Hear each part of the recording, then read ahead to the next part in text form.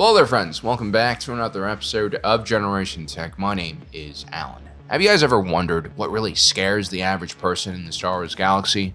I mean, there are a lot of terrifying things, right? I mean, there's a huge assortment of super weapons, ranging from the systems-shattering star-powered super laser that was built into Starkiller Base. There's something a bit more mystical, but just as terrifying, like the Thought Bomb, used by the Brotherhood of Darkness in the last act of defiance against the Jedi at the 7th Battle of Ruusan. One renders you back into basic particles, the circle of life, and then the other thing kind of traps you internally, or traps your soul internally in some kind of hellish prison. And they were both pretty bad in their own ways. But as special weapons, they're kept pretty secretive and out of sight of the ordinary folks in the galaxy. And even if you do know in the back of your mind that there are some space fascists with a crazy Death Star clone lurking somewhere in the unknown region, are you really going to spend every day thinking about it and worrying about it? I mean, isn't that a waste of time?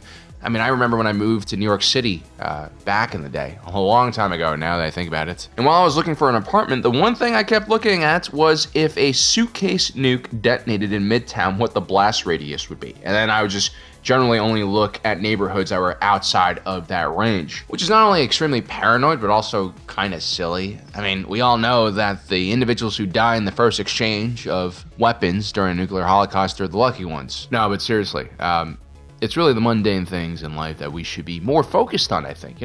Terrorism, global conflict, chaos demons breaking out of the materium into our reality. These are things that we like to think about, things that we are preoccupied probably a little too much about, but when in reality, we're more likely to be killed by something in our house, like a ladder, or getting into a car accident on your way to work, or, getting killed by a vending machine. Apparently that is a thing. Sometimes vending machines do fight back. And in the Star Wars galaxy, things weren't all that different. Yes, you had larger fears like Abeloth returning and causing mass psychosis. There was also that robot uprising Lando stopped, which no one talks about. And that's because a lot of mundane things could actually kill you in the Star Wars galaxy, even when you're doing something as routine as, taking a flight from one planet to another. Now, granted, space travel in the Star Wars galaxy is a lot safer than space travel here on our planet. There's no Boeing in Star Wars. That's the primary reason.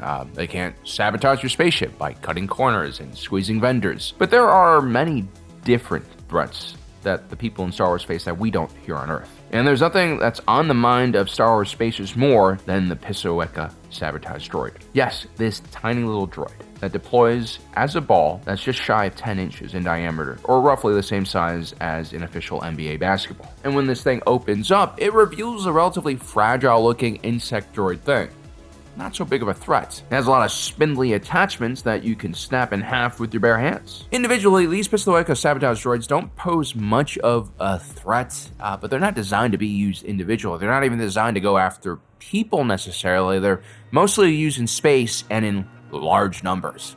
And when they attack a ship, it is terrifying. Nicknamed the Buzz Droid, the Pistoeka was designed by Calicoid Creations Nest, one of the premier designers of weapon systems that make people poo-poo their pants. All of their platforms are extremely deadly, very unique, and also extremely terrifying to see in action. Calicoid Creations Nest also built the Droch-class boarding ship, which can rip right through the hull of an enemy ship and deploy heavily armed droids into it. These boarding ships can also breach escape pods with living beings in them and vent them into space. That's an interesting feature with most Calicoid Creations Nest designs. They're all capable of war crimes, if you're capable of them. They also built the deadly droid Tri-Fighter, which performed so well against the larger ARC-170 starfighter from Incom during the Battle of Coruscant that it changed the mindset of future generations of starfighter builders. They're also responsible for the terrifying Trident-class assault ship, which looks like a giant squid. A lot of these vehicles actually look very animalistic and insectoid, and I actually don't think they did this on purpose to scare people. I think this is just who these insectoid creators were. This is how they express their creativity, by mimicking kind of deadly insects and animals. Actually, if you want to know what these Calicoid engineers looked like, well, it's said that they built the Droideka in their own image. Absolutely terrifying. And so, if you know that the Pistoeka Sabotage Droid is built by this factory, you know it's going to give people nightmares. Although rumors are the Pistoeka Droid is actually based off the design of an insect known as the Pisto, a pest that lives on one of the Calicoid's home planets. But I assure you, again, this thing is far more than just a minor annoyance. So let's take a closer look at this interesting droid. The outer shell is for protection. You're not necessarily against blasts or energy weapons, but just against debris and whatever else is flying in space. There's also the extreme stress of the delivery vehicle for these weapons, which we'll talk a little bit more about later. The shell itself is protecting the main body of the droid, which is asymmetric and pretty skinny. Like with their other designs, we see the Colicoid's preference for multiple appendages on their vehicles and weapons. But other than that, there's really nothing extra on this droid.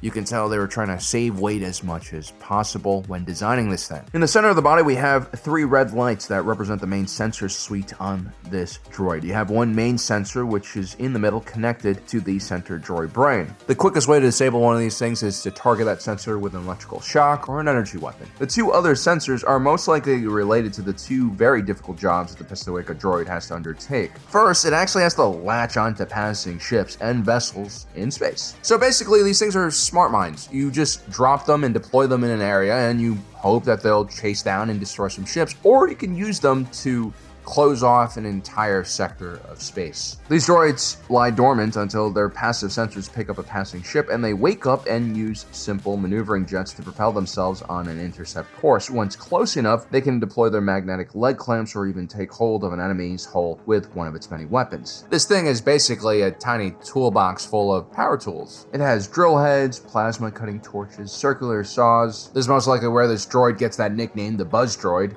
It also had what looks like a food processor blade, and some variants even had blaster cannons, making it even more fun to deal with. Once these little fuckers get latched onto your ship, it's pretty much game over, because it will start identifying important components on the ship, which is what the 3rd lower sensor is there for, and slowly but surely they will get into the hull, disable important systems, breach fuel and oxygen lines, and just create chaos. On a larger ship, it's kind of a slow death or a nuisance. I mean, maybe you lose power to a sector, or maybe you have low oxygen in a sector. But yeah, it takes a really long time for buzz droids to take out something even as, I guess, small as a CR-90 Corvette. But the problem is, most ships are not properly outfitted to deal with such threats. I mean, turbo lasers are way too heavy to use on these kind of droids. Plus, they're on your hull, so you don't want to do friendly fire. I mean, most blaster cannons are too heavy to use on your own hull. And even then, most of these turrets you can't even depress enough to target your own hull, because why would you want to do that in the first place unless you were crazy? And so these bus droids are kind of in like the shadow on most ships, doing a lot of damage. Now, I believe there are some ships that have like electrified hulls and other kind of deterrents, but that's a rare thing. And so the only way to really deal with these annoying critters is to send out soldiers or droids onto the hull to fight them. And you know how I mentioned that these buzz droids really aren't designed to kill infantry? Well, they're not sent after infantry, but if you deploy these things in large enough numbers, they can really do some gnarly things to human beings or just living beings. And there's something really terrifying about the idea of getting slowly swarmed by a bunch of these droids and then getting pinned down and cut to pieces by a bunch of tools that are not designed to actually kill humans, which would actually make it kind of better. But instead, they're using tools designed to rip open a vehicle. So death will be very long and painful, I feel like, in this case. In some ways, these little things remind me a lot of the Flood's infection form from Halo. They're just everywhere, and again, they love to swarm. And oftentimes, when you get hit by these bus droids, it's during combat, while you're being chased by the very ship that deployed them, or maybe you're getting chased by another ship and you fly through a freaking buzz droid minefield, and then you get these things to latch on, at which point you have to make the difficult decision of either flying as fast as you can and hoping that the buzz droids won't do too much damage, or slowing down, exposing yourself to enemy fire, and then sending your crew onto the hull of a ship during a battle. Either way, you're kind of screwed. Now, if you're on a smaller ship, you're pretty much out of luck. At this point, all you need is one buzz droid to make it to your canopy and breach it, and you're toast. This is one of the best ways to kill a Jedi, by the way, because they often flew without a spacesuit or helmet because they didn't realize they were in a war. If you're lucky, you can train an astromech to fight these things off. But again, if buzz droids have numbers on their side, it's pretty much game over. You know, those buzz droids will probably just see your R2 unit as part of the ship that needs to get dismantled. Now, the way that the Separatists deployed this was pretty interesting. You see, the Confederacy of Independent Systems focused on developing certain technologies more than others, and as a faction, they just had some of the most advanced, guided, and smart munitions, by far. Amongst those inventions was the Discord missile. This was a highly maneuverable guided munition that internally could hold up to 7 buzz droids. And with each one of these droids being the size of like a basketball, right? This is a pretty large missile. You know, it's closer to size to a cruise missile than like just a small Sidewinder. The Separatists really outdid themselves when it came to missiles technology. The Discord missile actually had on board a mini reactor with enough fuel for roughly 2 minutes of flight time and could accelerate beyond 10,000 Gs, which is crazy. The missile also had thrust vectoring capabilities, allowing it to turn. It also had stabilizers. This thing could really turn sharply. The Discord saw enemy fighters or starships and would position themselves in its target's avenue of travel and then unleash its payload. This is by far one of the most effective ways to deploy these buzz droids. You know, take smart munitions, place them into other smart munitions, and fire them. What could go wrong? These missiles were also just small enough for Vulture and Tri-Fighter droids to carry. Overall, that combination is one of the deadliest you'll see in all of the Clone Wars. And the only reason why these buzz droids didn't completely change the course of the war was because they probably arrived a little too late. The Clone Wars had already entered its final stage, the Outer Rim Siege, when we finally started seeing these weapons in larger numbers. And it's probably a good thing because even though they were deployed pretty late in the war, the lasting damage they did to the galaxy, the fear they spread amongst the average spacer was just epic in proportion. At the end of the conflict, more than 1 billion of these Pistoeka droids were still left in the galaxy. Now, some were deactivated, others were still in storage and had been deployed, but large numbers of these droids had been deployed, never hit a target, and were just kind of in loiter mode, sleeping, waiting for the next ship to come along so that they could latch on for a ride. Scavengers at Clone Wars battlefields quickly found out just how dangerous these little buggers were, and, you know, as the years passed, these buzz droids started drifting into space lanes and other areas where they became a serious threat to spacers. At least here on Earth, you know, at least with landmines,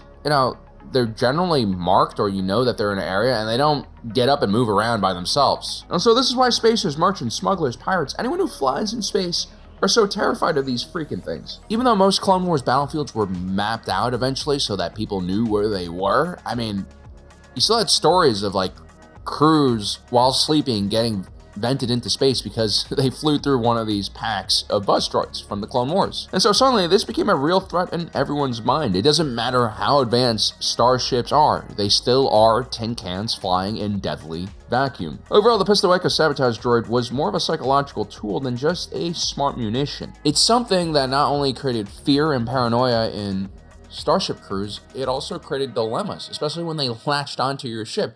Do you stop and fix this, or do you try to outfly the enemies, right? And when you give your enemies dilemmas, they're too busy trying to solve it to fight back.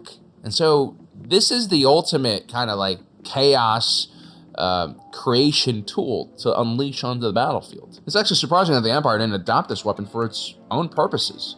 Perhaps its more insectoid configuration was off-putting, or maybe the buzz droid was too chaotic even for the Empire to use. It also seems like throughout history, very few factions have used these type of loitering munitions simply because of the collateral damage and, you know, cleanup that's required after using them. The Nile Marauders actually used something known as a scav droid, which was built for a kind of similar purpose. They even look kind of similar, but these droids predate the Clone Wars, and the big difference here is these droids are not designed to kill people necessarily or destroy ships. They're designed to steal components from ships and bring it back to whoever sent this thing off. I do wonder, why did the Separatists put like an IFF system onto these droids so they don't attack friendly ships? I guess maybe the Separatists were cool with a chaotic weapon like this because, after all, their entire fleet is made up of droids as well. Maybe these Pistoekas didn't attack other droids it perceived as friendly, or maybe the Separatists just didn't care and viewed all of their weapons to be disposable. And if you consider how much more expensive the average clone pilot was compared to a droid fighter, well, I guess sending in a cluster of chaotic kill-everything droids isn't the worst move in the world. I'm pretty sure one clone is like worth, 10,000 B1 battle droids, something crazy like that. And while the Empire didn't adopt such weapons, you did have individuals like Chiss Grand Admiral Thrawn, who collected such trinkets and curiosities from the Clone Wars when he was fresh out of the Imperial Academy. He actually had a few buzz droids, including, I believe, a Mark I prototype that he loved dismantling and tinkering around with. I'm sure he would have found it fascinating to meet the Colicoids who built this weapon. He'd probably also want to take a look at their art and music, if they have any, to understand how a species could be so violent, but at the same time pose a relatively limited threat to the wider galaxy. Thank God these alien insects are not, obsessed with conquests and are satisfied with just selling deadly machines to stupid slow meatbags. It is rumored that the Trade Federation once paid Colicoid Creations Ness for some war droids with just like tons and tons of, quote, exotic meat and flesh. So there's that. Now, if you want to actually witness what these droids are like in real life, you can actually experience buzz droids in the Star Tours ride. Yeah, in one of the scenarios for this ride, you're above Coruscant during Imperial rule, and there's an attack in orbit, possibly carried out by a separatist holdout group, or just rebels who have repurposed some old Clone Wars tech. And so, yeah, you get to experience the awesome fear of being trapped in a tiny tin can while a bunch of buzz droids are outside searching for weaknesses in your hull. Now, if you do survive this experience, you can come back and brag to everyone that you've survived the scariest weapon in all of the Star Wars galaxy. Well, I hope you guys enjoyed today's video. Don't forget to subscribe and hit that notification button down below so you don't miss out on the rest of our awesome content. As usual, my name is Alan, reminding you that my allegiance is to the Republic, to democracy. I'll see you next time.